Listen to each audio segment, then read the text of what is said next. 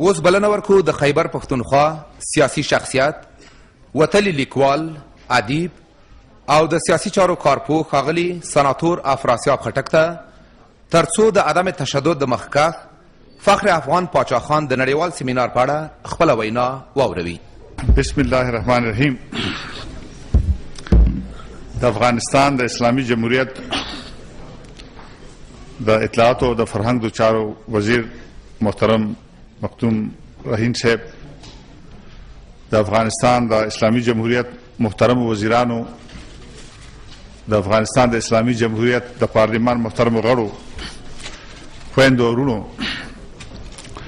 تر ټولو لومړی زه له خپل اړخه او د خپل هیات له اړخه د افغانستان د اسلامي جمهوریت د اطلاعات او فرهنګ د وزارت د زړه له کومې ممنون یم چې نن دا مهم سیمینار دایر کړو او موږ ته موقع راکړه چې تاسو سره د ورورولۍ او عزیزولۍ یو څو خبرې وکړو. د دې سیمینار اهمیت په دې کې دی تر څو چې نړۍ وپوهېږي چې زموږ سیمه چې دوی ورته اف پیک وایي نن سبا، چې دا د تروریزم باره کې نه ده، دا د پاچا خان سیمه ده، دا د رحمان بابا سیمه ده، دا د مولانا بلخي سیمه ده، دا د جمال الدین افغاني سیمه ده، دا د مصلحینو سیمه ده، دا د سوله خوښونکو سیمه ده. لہذا دا سیمینار په دې لحاظ ډیر مهم دی او له دې کومې زه مننه کوم. په شلمې پیړۍ کې چې د جنوبي اسیا په اسمان د عدم خشونت، ازادۍ، دیموکراسۍ او بشري حقوقو د مبارزې کوم ستوري ځلېدلي وو، باچا خان په ډېرو وجوهاتو په هغو پیاوړو مبارزینو کې تر ټولو ځلنده ستوری و. عدم تشدد د هغه د ژوند او مبارزې تر ټولو مهم خصوصیت و. هغه به ویل چې تشدد کرکه او نفرت زیږوي او عدم تشدد مینه زیږوي. هغه به ویل چې تشدد هر څوک کولی شي، خو عدم تشدد یوازې میړني خلک کولی شي، ځکه چې عدم تشدد مړنتوب غواړي.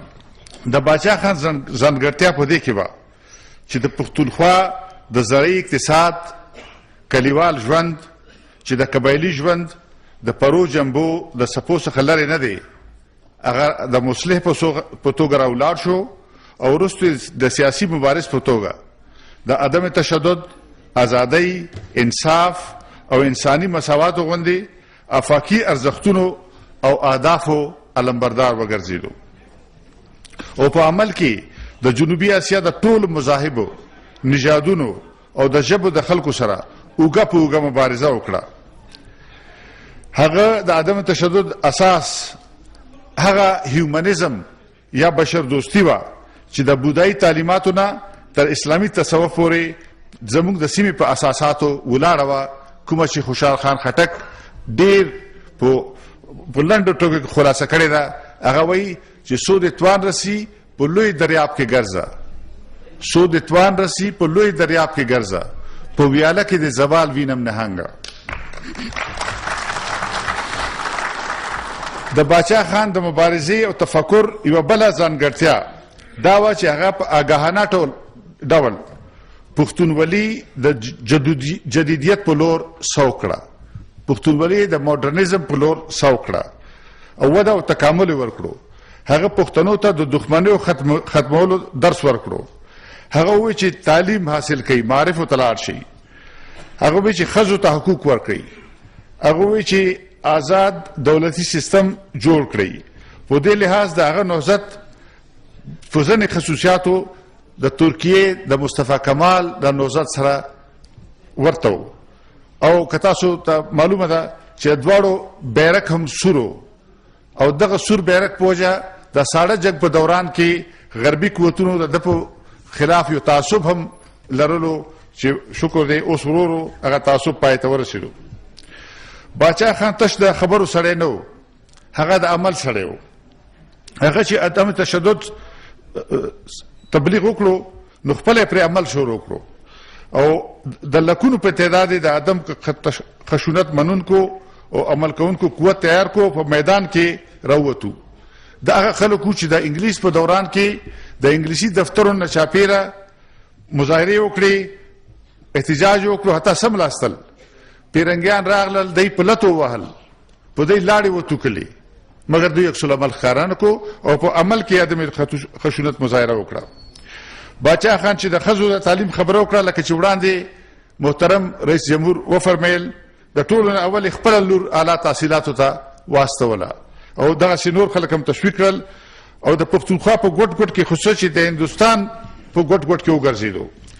تاسو ته معلومه ده چې هغه په افغانستان کې د تبعید ورځې تېرې کړې دي، 10 کاله د 1922 نه 1902 پورې دلته وخت تېر کړی دی. او تاسو ته معلومه ده چې سره دی چې په افغانستان کې هغه کوم سیاسي نوزت شروع کولو نیت نه درلود، خو بیا هم د افغانستان په هره سیمه کې هغه د ولس سره ارتباط ټینګ کړی او د افغانستان داسې ځای نشته چې هغه ورته تللی نه و. کوم ځای ته چې موټر نه تلو، هغه پیدل تللی و او هر ځای کې د افغانستان خلکو ته ځان رسولی و. همدغه رنګه چې ازادۍ په مبارزه کې سختۍ ګاللو خبره شوه، نو ټول نه اولې خپله بندیخانه تېره کړه او خپلو ملګرو سره داسې یو ځای بندیخانه تېره کړه چې د انساني تاریخ کې مثال نه لري. حقیقت دا دی چې هغه یو عملی استاد و، معلم و او داسې معلم و چې په عمل سره به درس ورکولو. زما پلار خبره کوله، زما پلار چې خدای خدمتګار و او د باچا خان په لوبیانو کې و، هغه چې دی چې اول ځل زمونږ کلي ته راغی نو د تصمیم ونیو چې زمونږ د کلي کوڅې جاري کړي تر څو چې کلیوالو خلکو ته د نظافت درس ورکړي. نو چې سحر دی او د ملګري راوتل، دی جاروګانو غوښتل. زمونږ د کلي مشرانو ښځو اعتراض وکړو، هغه وی چې دی میلمانه دي او دا زمونږ بېعزتي ده چې دوی دلته کې جاروګان وهي. باچا خان ورته ډېره پخه خبره وکړه. هغه د ښځې راوغوښتې، هغې ته ووی چې که تاسو جارو کولی نو پکار ده چې پرون مو کړی وی، او که علاقه لرئ نو بیا یې سبا ته وکوئ، خو نن به یې موږ کوو.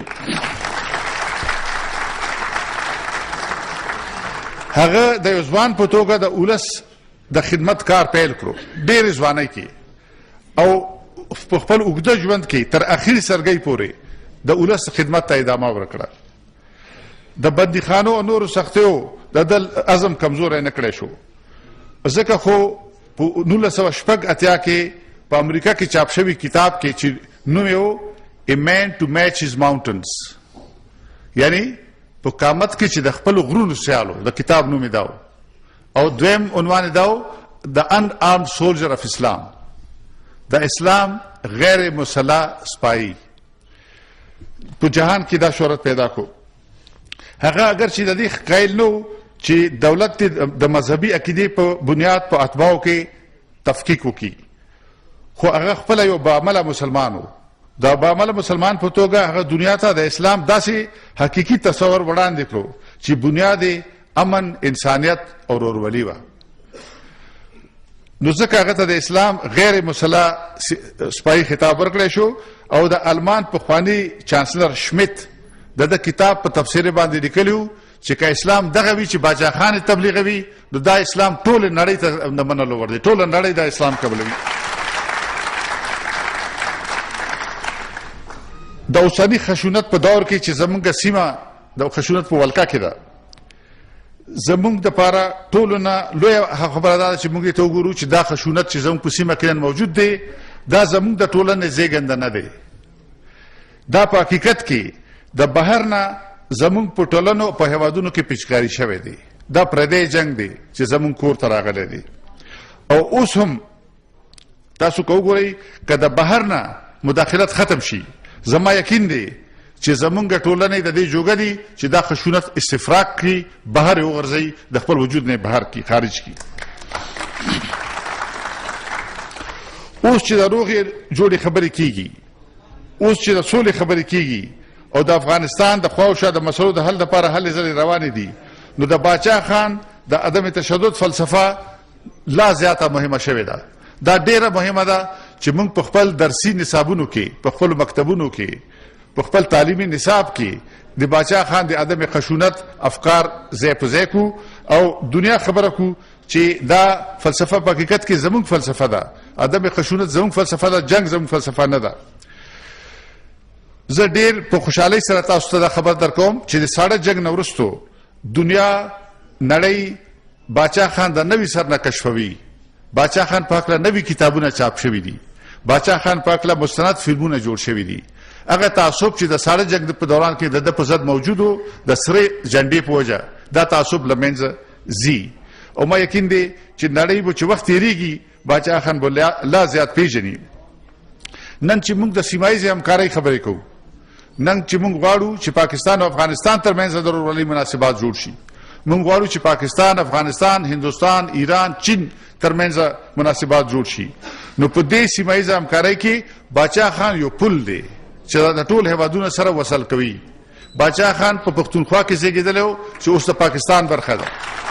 باچا خان په افغانستان کې ژوند کړی او په افغانستان کې قبر دی.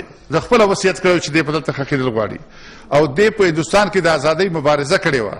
نو دغه وجه ده چې 1988 کې چې دې وفات شو نو په ټوله دنیا کې خلک خفه شو، ټوله دنیا کې خلک خواشیني شو، مګر په درې هیوادونو کې یعنی هندوستان، پاکستان، افغانستان کې ملي بیرغونه ټیټ شو. درې واړو ملتونو غوښتل چې ته احترام وکړي. دا سړی و چې نیم ساعت په قدرت کې نه پاتې شوی، مګر درې هیوادونو خپل ملي بیرغونه د په مرګ ټیټ کړل چې ته د احترام سر ښکته کړي، ځکه چې د په مبارزې کې داسې قوت و چې ټولو خلکو ورته احترام لرلو. ما یقین دی چې داسې وخت را روان دی چې زموږ د سیمې به خدای پاک جنګ ورک کړي، خشونت به ورک شي، او چې دا ورک شي نو یقین وکړئ چې کم ټرک کومه لاره د تاشکند نه کابل ته، پیښور ته، لاهور ته او دلی ته سفر کوي، په دې باندې د باچا خان عکس وي او دې لارې ته به د ویزې ضرورت وي، نه به پاسپورټ ضرورت وي. نو راځئ چې د باچا خان یادونه د یو داسې جنوبي اسیا په نوم وکړو چې کومه د جنگ او خشونت نه پاکه وي، چې کومه همکارۍ او سولې باندې مبني وي، چې کوم د ګلوبلایزیشن په پروسه کې د سیمه ییز وحدت په لارې خپل ځان دپاره د وقار او د عزت ځای حاصل کړي. ما یقین دی چې د باچا خان افکار موږ هغې طرف ته رابرې کوي. ما یقین دی چې د سیمینار په 3 ورځو کې به موږ په دې ټولو خبرو باندې تفصیل سره خبرې وکړو. زه ستاسو زیات وخت نه اخلم، زه خپلې خبرې په 2 شعرونو ختموم. یو د حمزه بابا شعر وایم چې هغه د باچا خان د عدم خشونت د فلسفې خلاصه ده، او بل به بیا په د انګلیسي ژبه باندې د خلیل جبران شعر وایم کوم چې د باچا خان د مبارزې خلاصه ده. حمزه بابا وایي چې بوگنیگ ترنما زما افکار اور رکی دی، بوگنیگ ترنما زما افکار اور رکی دی، رڼا به درکوي خو سوځېدل به پکې نه وي. او خلیل جبران وایي چې they tell me if you see a slave sleeping don't wake him lest he be dreaming of freedom. I tell them if you see a slave sleeping wake him and explain to him freedom. دوی ما ته وایي چې که یو غلام بردا اوده وویني نو مه یې ویښوه، هسې نه چې چېرته د ازادۍ خوب ګوري. زه ورته وایم چې که غلام اوده وویني نو ویښې که او ورته ووایه چې ازادي څه شی دی. ډېره مننه. ډېر